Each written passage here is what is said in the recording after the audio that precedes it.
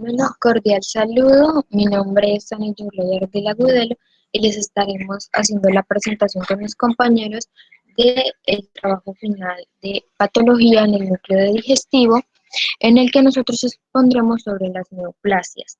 Mis compañeros son Naitu Samara Ardila Agudelo y Luis Miguel Becerra Orozco.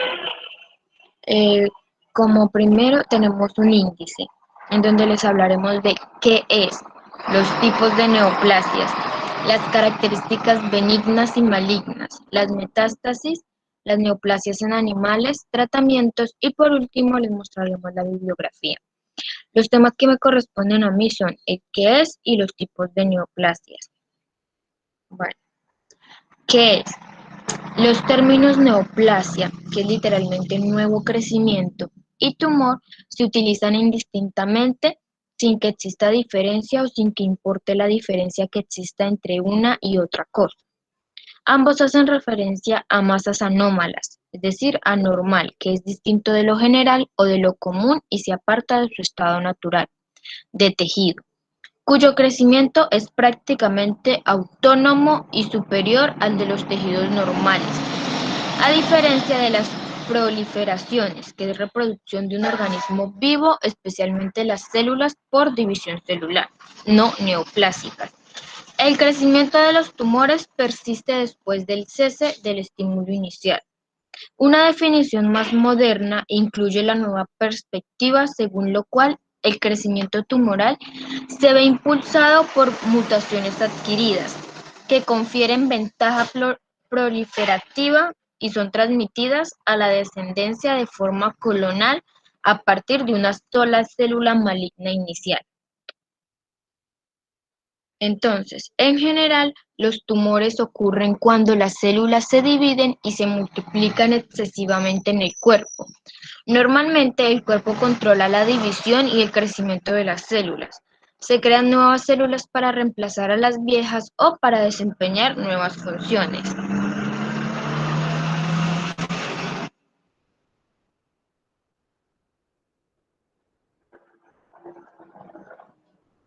Los tumores se clasifican a grandes rasgos según su comportamiento clínico. En benignos, con comportamiento inocente por decirlo, caracterizados por lesión localizada, sin diseminación a otras localizaciones y susceptibles de resección quirúrgica. El paciente normalmente sobrevive, aunque hay excepciones. Y tenemos también los malignos, a los que se hace referencia como cánceres con comportamiento agresivo, que incluye invasión y destrucción de tejidos adyacentes y capacidad de diseminación a otras localizaciones, es decir, la metástasis. Y ahí tenemos la imagen de cómo es el comportamiento de aquellos tumores.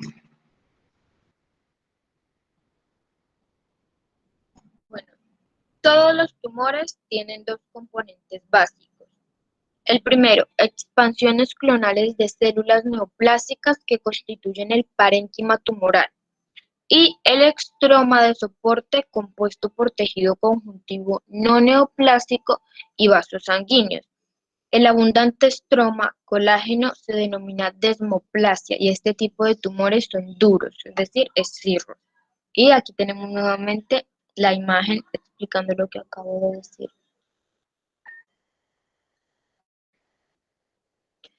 Bueno, en tipos de neoplasias. El tipo de neoplasia se basa en las características de su parénquima, como lo veremos en la siguiente imagen.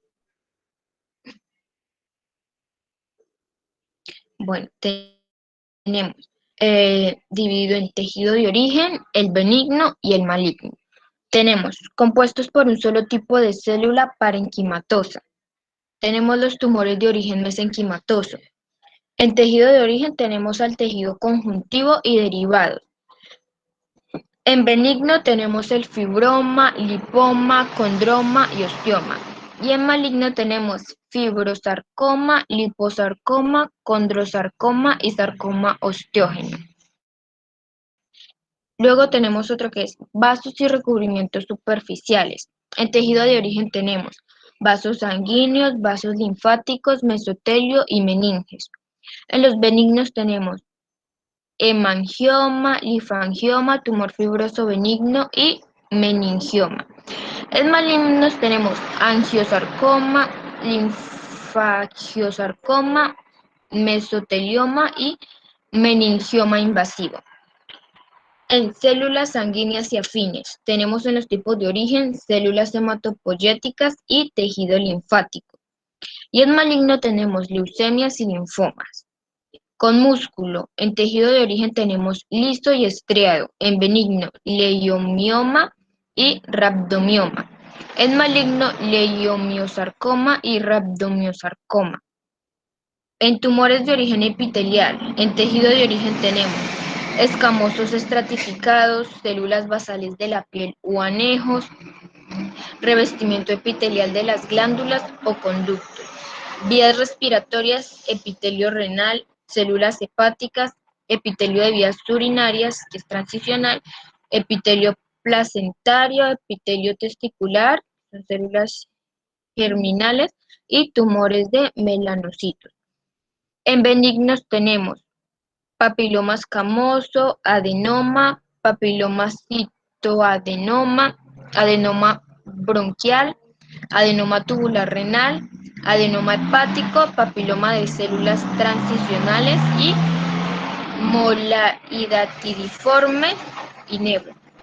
En maligno tenemos carcinoma epidermoide, carcinoma vasocelular, adenocarcioma, carcinomas papilares, cistoadenocarcioma, carcioma broncógeno, carcioma de células renales, hepatocarcioma, carcinoma de células transicionales, coricocarcioma, semioma, carcinoma embrionario y melanoma maligno.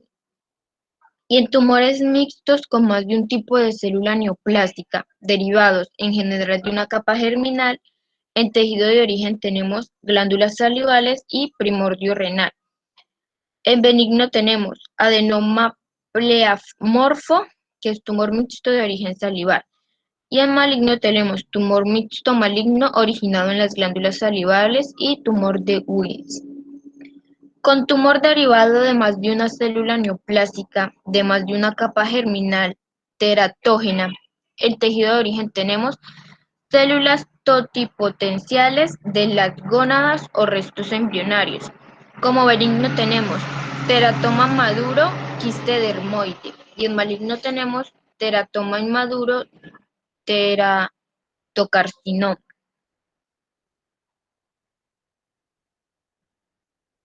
Bueno, también tenemos que los tumores benignos suelen terminar con el sufijo oma, que son tumores mesenquimatosos benignos, los lipopomas, fibromas, angiomas, osteomas y leimiomas. La nomenclatura de los tumores epiteliales benignos también se utiliza en general el sufijo oma, aunque además incorpora elementos de histogenia, aspecto macroscópico y arquitectura microscópica, que son los adenomas, que son tumores epiteliales que se originan en las glándulas o forman patrones glandulares, y los cistoadenomas, que son adenomas caracterizados por grandes masas quísticas frecuentes en el ovario. Los papilomas, que son tumores epiteliales con proyecciones macroscópicas o microscópicas digitiformes. Los pólipos, que son tumores que se proyectan macroscópicamente por encima de la mucosa, por ejemplo, pólipos de colon. Cabe destacar que algunos tumores no siguen la regla del sufijo oma. Por ejemplo, el melanoma, el linfoma y el mesotelioma son todos malignos. Los tumores malignos se clasifican de la siguiente manera. El carcinomas, que son derivados de células epiteliales, y los sarcomas con origen en células mesenquimatosas. Y aquí tenemos dos imágenes con ejemplos que son un lipoma costal en un canino y un melanoma dérmico invasivo. Y ahora le doy paso a mi compañera Naidu Samara para que siga con la exposición.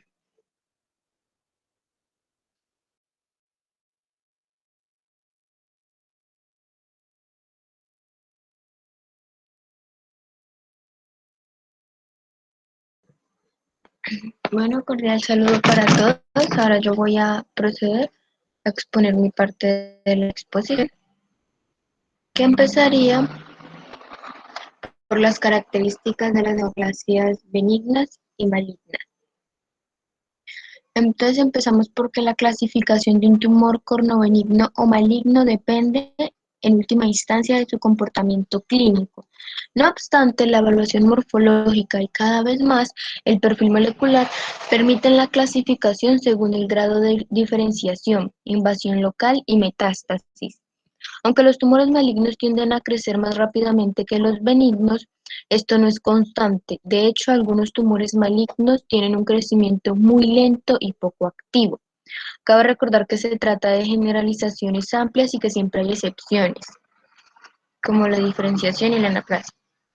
Entonces acá tenemos, ahí nos estamos proyectando dos imágenes. El primero es una neoplasia benigna y la diferencia también con una neoplasia maligna.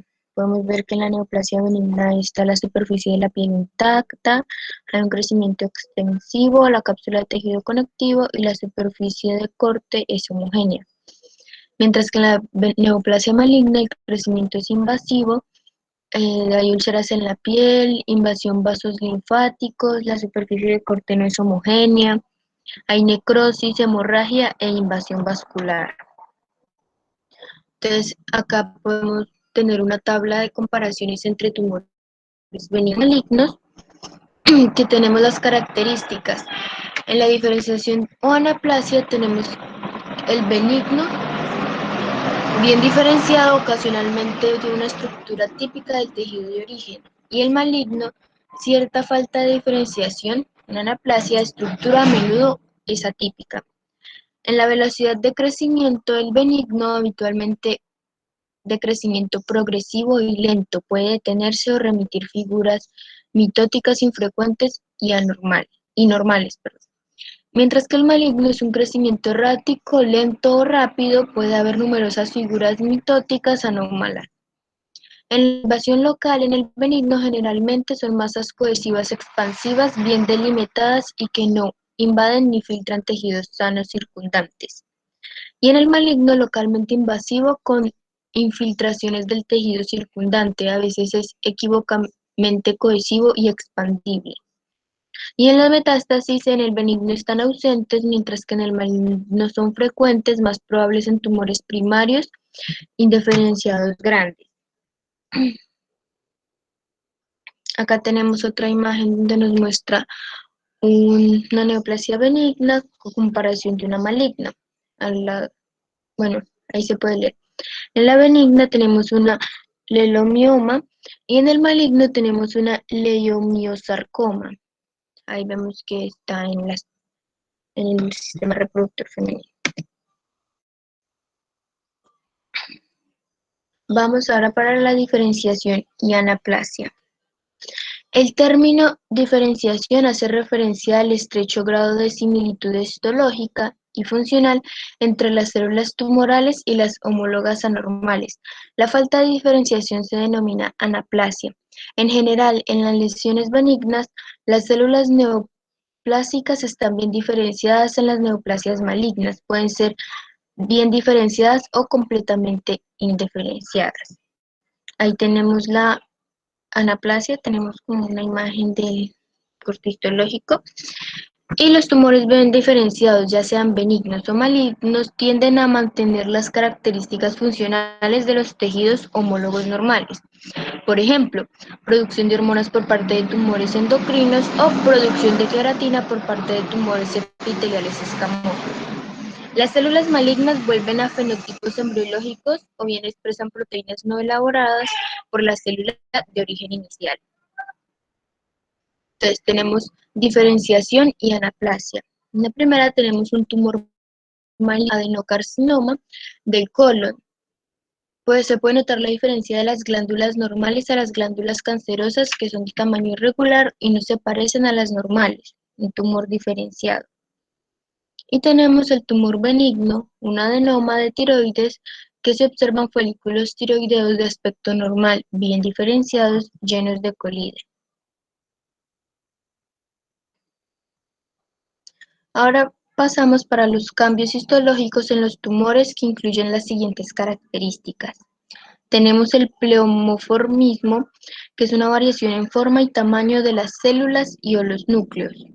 La morfología nuclear anómala, que son los núcleos se tiñen de oscuro, hipercromáticos, con cromatinas en grumos irregulares, nucleolos evidentes y aumento de la relación núcleo-citoplasma. Mitosis abundantes y o atípicas que reflejan aumento de la actividad prolífera y división celular anómala.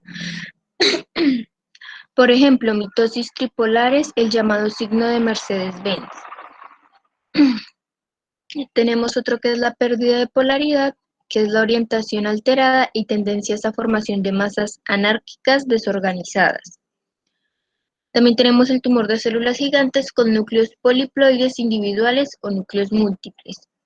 Y las necrosis isquémicas por insuficiente aporte vascular. Ahora continuamos para la metaplasia y displasia.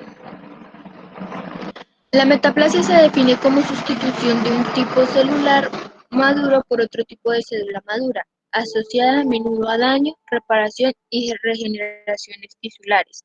Por ejemplo, la situación de epitelio respiratorio por epitelio escamoso estratificado en bronquiolos de fumadores. La displasia, literalmente crecimiento desordenado, es el término utilizado para describir la constelación de cambios histológicos observados en una neoplasia. Se refiere a la pérdida de uniformidad celular y de organización arquitectónica y varía de leve a grave. La displasia puede producirse en un punto adyacente a la neoplasia maligna evidente y en muchos casos precede al desarrollo de cáncer. Sin embargo, displasia no equivale a malignidad, y por otra parte, las células displásicas no progresan necesariamente a cáncer.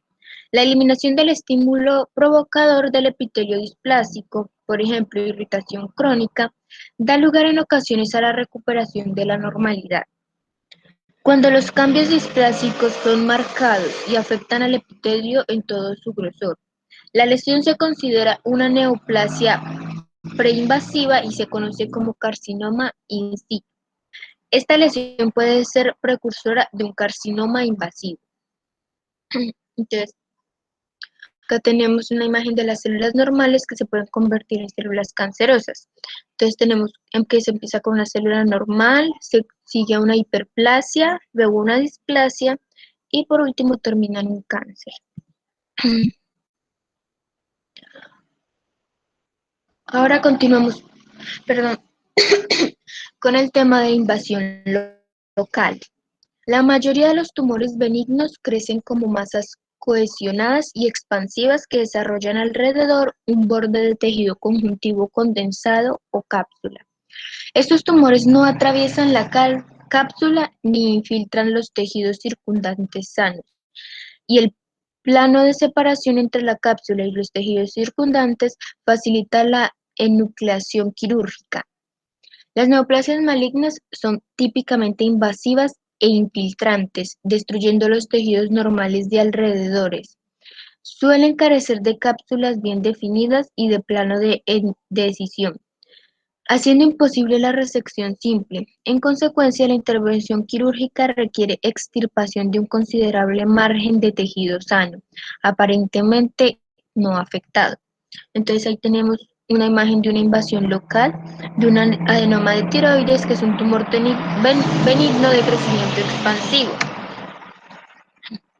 Y en la imagen del lado tenemos un tumor maligno de mama que tiene prolongaciones infiltrativas.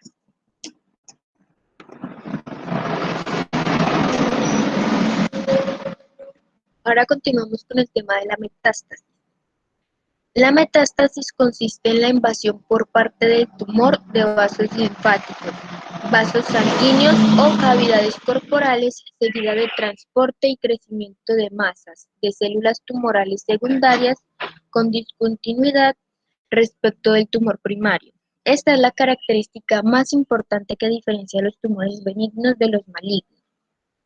En general, la probabilidad de diseminación metastásica Aumenta con la falta de diferenciación, la invasión local, el crecimiento rápido y el tamaño grande. Casi todos los tumores malignos pueden dar lugar a metástasis. Los tumores del sistema nervioso central y los carcinomas vasocelulares cutáneos lo hacen solo en contadas ocasiones. Entonces ahí tenemos la imagen de cómo se va dando el proceso de la metástasis hasta que llega a diferentes órganos del cuerpo. Ahora continuamos con el tema de las vías de propagación. La diseminación del cáncer se produce por tres vías. Entonces, tenemos que la primera es la siembra de cavidades y superficies corporales, que se produce por dispersión a los espacios peritoneal, pleural, pericárdico, subaracnoideo o articular. El carcinoma ovárico presenta una característica diseminación transperitoneal hasta la superficie de las vísceras abdominales, a menudo sin una invasión profunda. Los carcinomas apendiculares secretores de moco pueden llenar el peritoneo con una masa neoplásica gelatinosa llamada pseudomixoma peritoneal. Continuamos con la segunda vía de propagación, que es la diseminación linfática, que transporta las células tumorales a los ganglios regionales y, en última instancia, a todo el cuerpo. Aunque los tumores no contienen vasos linfáticos funcionales, los existentes en los bordes del tumor son suficientes. Con frecuencia, los ganglios linfáticos que drenan tumores presentan tamaño aumentado. Ello obedece a la proliferación de células tumorales metastásicas o a la hiperplasia reactiva frente a antígenos tumorales.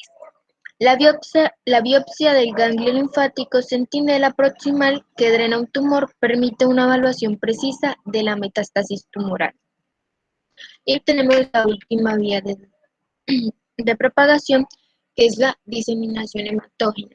Es característica de los sarcomas, aunque también es la vía preferida de ciertos carcinomas, por ejemplo renales, por sus paredes más delgadas. Las venas resultan invadidas con mayor frecuencia que las arterias, y la metástasis sigue el patrón del flujo venoso. Parece lógico que el pulmón y el hígado sean las localizaciones más comunes de las metástasis hematógenas. Entonces, por último, les presentamos una imagen de las vías de diseminación, que está la siembra en cavidades y superficies corporales. Les muestro la imagen de una cavidad peritoneal, la diseminación linfática y la diseminación hematógena. Ese ya sería como la última parte de la presentación. Ahora, para abrir el espacio a mi compañero Luis Miguel Becerra para que él continúe con la exposición. Y pues de antemano me quiero disculpar por el ruido que se presenta al fondo, pero es que vivimos al borde de la vía principal, entonces es casi imposible evitar que esto suceda. Muchas gracias por su atención. Ahora le doy continuidad a mi compañero para que siga exponiendo.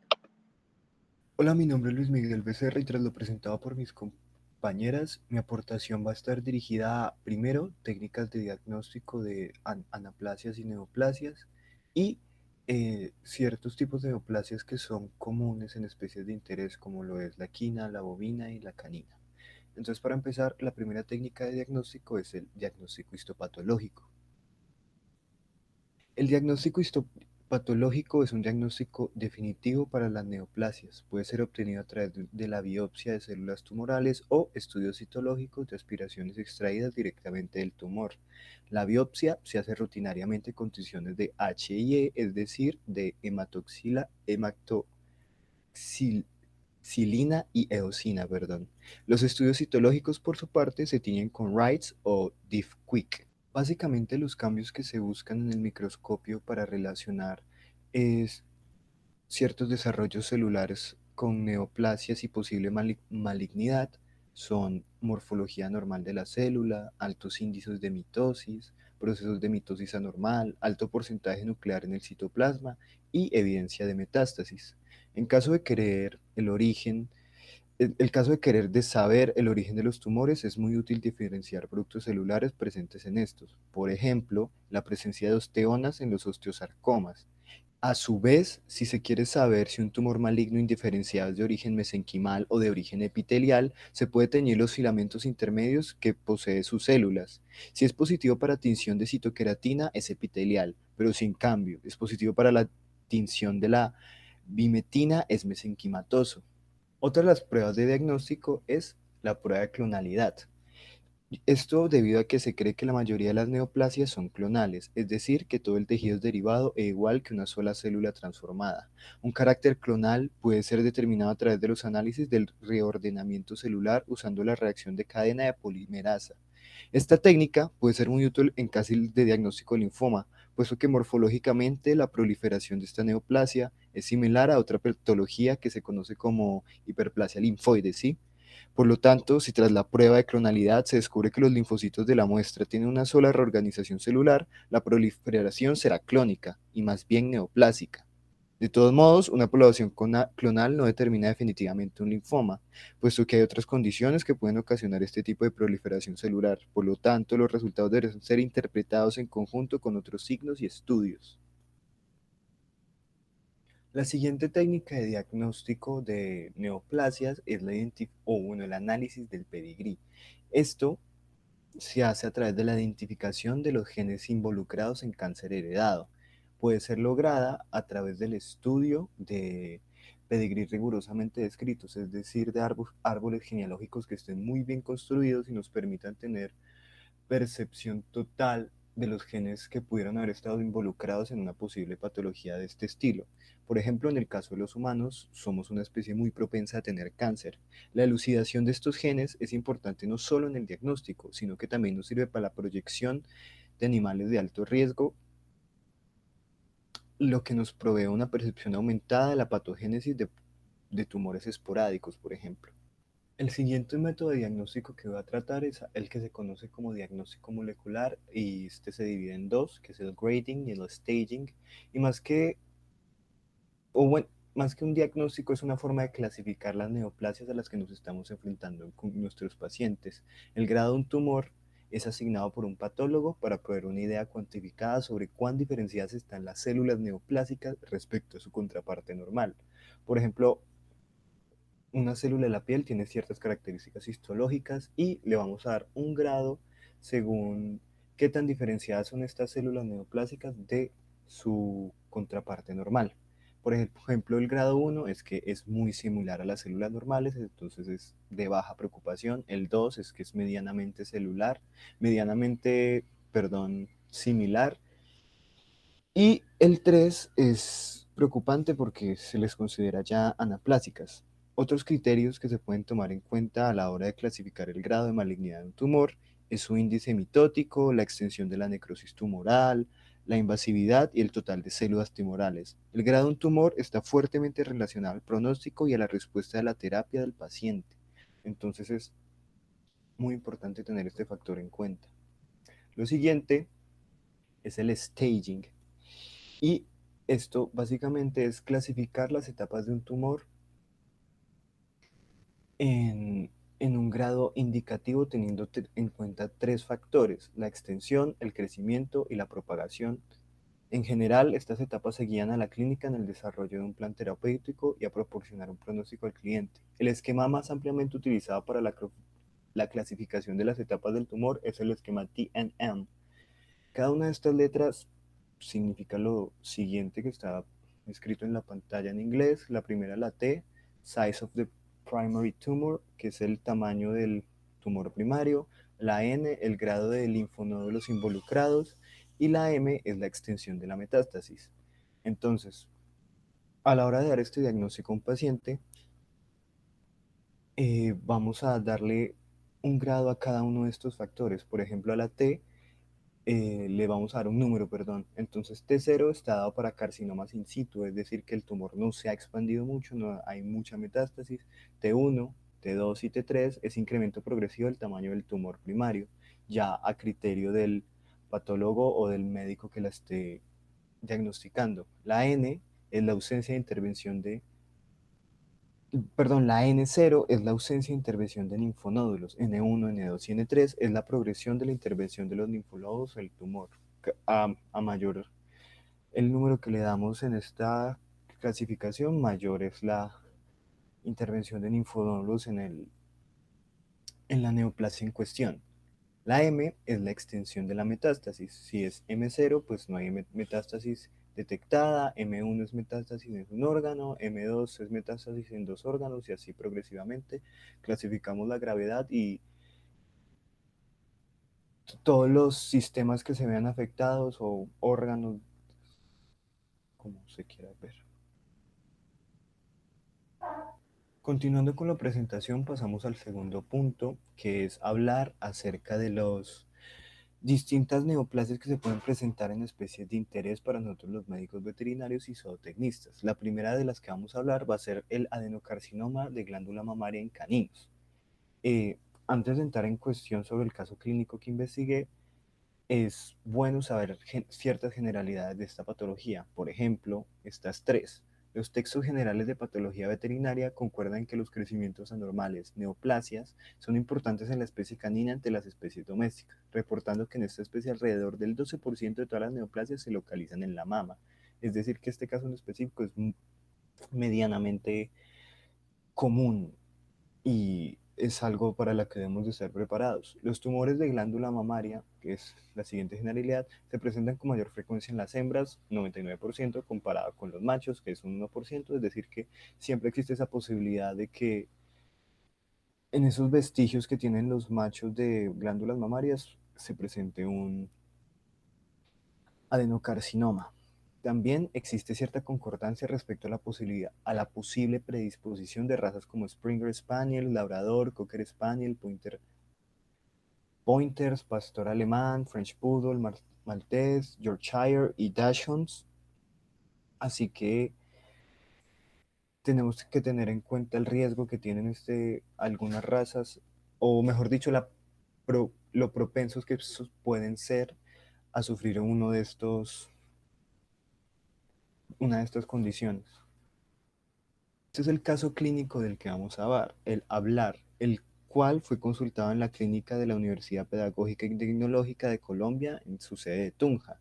Esta perra ingresó por consulta externa y se le anotó como una canino hembra, raza boxer, de 8 años de edad, pelaje blanco, y su propietario comenta que hace aproximadamente 2 meses le encontró una masa en glándula mamaria y que está crecido con cierta rapidez.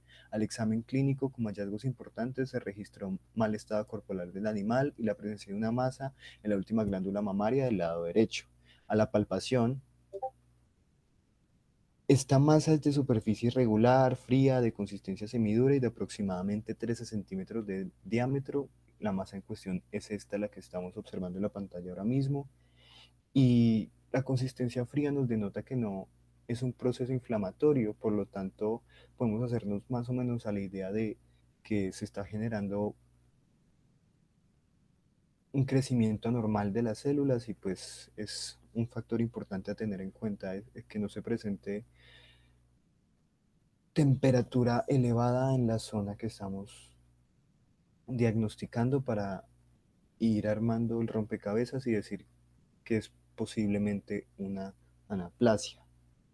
El tratamiento que se llevó a cabo fue primeramente una evaluación citológica de la masa, por lo tanto, se realizó un aspirado con aguja fina, se efectuó un extendido y se tiñó con Wright. Al evaluar la citología, el hallazgo más relevante fue la presencia de células epiteliales de diferente tamaño, con citoplasma ligeramente basofílico, altamente vaculado y núcleos basofílicos de diferente tamaño. Debido a esta anisocitosis, es decir, a esta diferencia en los tamaños de las células estudiadas y a esta anisocariosis, que hace referencia a diferentes tamaños, pero de los núcleos de las células estudiadas que normalmente deberían ser homogéneas en una proliferación celular normal, eh, se pudo determinar que los tejidos analizados correspondían a una neoplasia epitelial maligna, presentada como lo vimos anteriormente, en la glándula mamaria.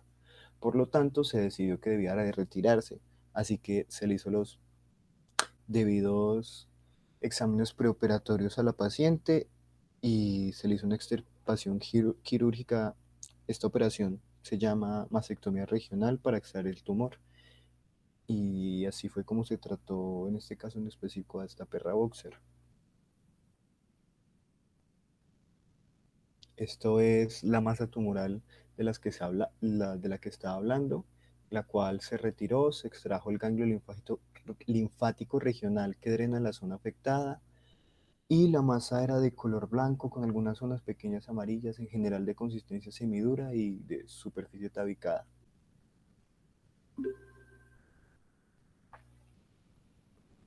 A continuación, de la siguiente anaplazia que vamos a hablar es el carcinoma peneano en equinos. Esto es un carcinoma de células escamosas o CCE. Es una neoplasia maligna de alta incidencia en equinos que se origina en las queratinocitos. Comúnmente ocurre en los párpados y en los genitales externos, aunque puedan sentarse en cualquier parte del cuerpo, en especial sobre uniones mucocutáneas. ¿Cómo se puede originar este tipo de anaplasia? Pues se puede originar en cicatrices de quemaduras, en heridas no cicatrizadas, con infección crónica. Se asienta más frecuentemente en áreas de pelaje escaso y zonas de piel dañadas por el sol, siendo generalmente precedido por queratosis actínica. Puede afectar a todas las razas, aunque es mayor la prevalencia en animales de tiro con pigmentación relativamente clara y pelaje blanco, grisáceo o palomino. El paciente en cuestión fue un equino macho castrado, mestizo, de pelaje tobiano, de aproximadamente 15 años de edad, perteneciente al Aras la Irenita, partido de Dairex en Buenos Aires, con una deformación del prepucio de consistencia dura, móvil, dolorosa y bien delimitada, y una herida sanguinolenta que causaba una fimosis secundaria con edema, ulceración y miasis frecuentes. Las masas ubicadas en cuerpo y glande del pene, como lo podemos apreciar en las imágenes que fueron tomadas por el veterinario que atendió a este paciente. Inicialmente para el tratamiento de este caso en específico se administraron antibióticos y antiinflamatorios. Estos no tuvieron ningún resultado, por lo que se procedió a una extirpación quirúrgica debido a que, según la experiencia del médico veterinario, se sospechaba que podía ser una proliferación neoplásica. Esto fue más tarde confirmado gracias a los resultados del examen histopatológico, los cuales confirmaron de que se trataba de un carcinoma de células escamosas, lo cual permitió al veterinario planificar un correcto manejo quimioterapéutico con cisplatino, que fue exitoso y pues el caballo no dejó de presentar proliferaciones anómalas en sus células. Para terminar, vamos a hablar acerca de los melanomas cutáneos en bovinos. Los tumores melanocíticos en animales domésticos son relativamente comunes, en caninos y equinos, poco comunes en el gato y raros en otras especies, con excepción del porcino, en el cual es un hallazgo incidental en algunas líneas genéticas. Hablando del caso que nos atañe en este momento, en bovinos su distribución es mundial con una ocurrencia del 5 al 6%, ya sean benignos, conocido como melanocitoma, o malignos, conocido como melanoma. Alrededor del 80 y el 90% son benignos, no hay sitio de predilección aparente y ocurren comúnmente en la piel. El caso clínico del que vamos a hablar fue algo registrado en octubre de 2013 en el municipio de Colón, Génova de Nariño, durante un servicio de extensión rural del área clínica de grandes especies de la Universidad de Nariño. Encontraron este caso, que es de un bovino hembra mestizo de 38 meses de edad con 360 kilogramos de peso y una gestación de 90 días a la evaluación reproductiva. Esta presentaba una masa localizada entre el borde mandibular y la región parotidia izquierda. La tumoración era alopésica, de forma elipsoide, de color negruzco, sin dolor a la palpación y fluctuante. Sin embargo, no se evidenció contenido a la punción. En la evaluación clínica no se detectaron otras anormalidades aparte de las molestias asociadas en la masa debido a su tamaño y localización, que como pueden ver en las imágenes es evidente que es una gran molestia para este animal, que fue una gran molestia, mejor dicho, para este animal tener esta anaplasia, pues restringe bastante la movilidad en la zona del cuello. El propietario, prosigo, informó un tiempo de evolución de 3 meses, aproximadamente, con un crecimiento más evidente en los últimos 30 días. El tratamiento que se llevó a cabo fue un procedimiento de extirpación, para el cual se realizaron incisiones en media luna a 2 centímetros del borde craneal y caudal de la masa, para después, mediante disección Roma, separarla de los tejidos blandos y proceder a la excisión dejando un borde quirúrgico de seguridad. Finalmente se suturó el plano subticular con un patrón continuo, simple utilizando poliglactina 910 calibre 2 y la piel se suturó con poliamida con patrón de sutura en X simple. Tras el proceso de extirpación, se llevaron las muestras al Laboratorio de Patología de la Universidad de Nariño, en donde se catalogó a través del análisis histopatológico de que efectivamente se trataba de una neoplasia de comportamiento maligno derivada de melanocitos. Esto debido a las características celulares, al patrón de crecimiento, al patrón de distribución, al severo pleomorfismo celular, a la anisocitosis, a la megalocitosis, al plemorfismo nuclear, anisocariosis, megalocariosis y el compromiso de varios vasos sanguíneos adyacentes a la zona que fue tratada. Una vez mencionados estos casos clínicos, procedo a hablar acerca de estos dos tipos de tratamiento para las anaplasias, el cual es la quimioterapia y la radioterapia. Empezando por la quimioterapia. La quimioterapia se puede utilizar como el tratamiento único para ciertos cánceres o se puede utilizar conjuntamente con otras modalidades de tratamientos, tales como cirugía y radioterapia.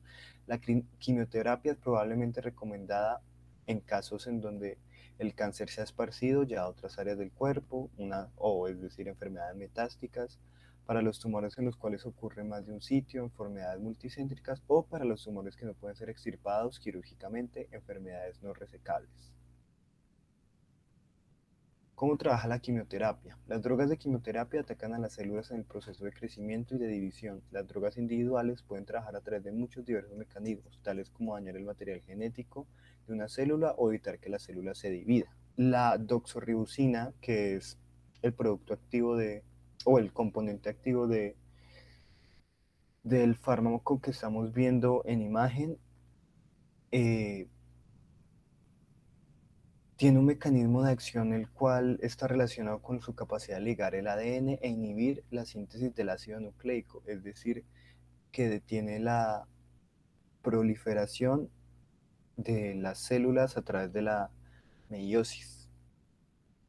El tratamiento de quimioterapia tiene ciertos efectos secundarios, por ejemplo, los efectos tóxicos al aparato gastrointestinal pueden ser responsables de pérdida del apetito, vómito, diarrea, y la secreción de la médula por las drogas quimioterapéuticas puede causar una rebaja en la cuenta de células de sangre blanca, conduciendo a una susceptibilidad creciente a la infección. Esto es básicamente una baja en las defensas del paciente que está recibiendo el tratamiento con quimioterapéuticos. A continuación, hablamos de radioterapia, la cual su objetivo es destruir el mayor número de células tumorales, minimizando el impacto sobre los tejidos sanos. Las radiaciones ionizantes provocan alteraciones químicas en la materia viva, fundamentalmente por la rotura de enlaces covalentes y formación de radicales libres. Estos daños son específicamente significativos en el ADN celular y son llevados a cabo por sofisticados equipos médicos, como podemos ver en la imagen.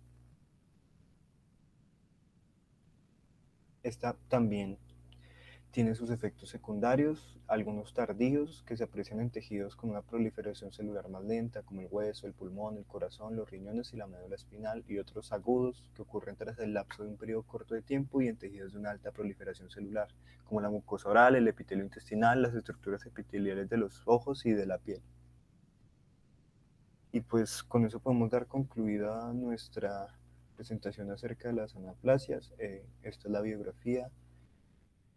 bibliografía de donde sacamos toda la información y muchísimas gracias por su atención.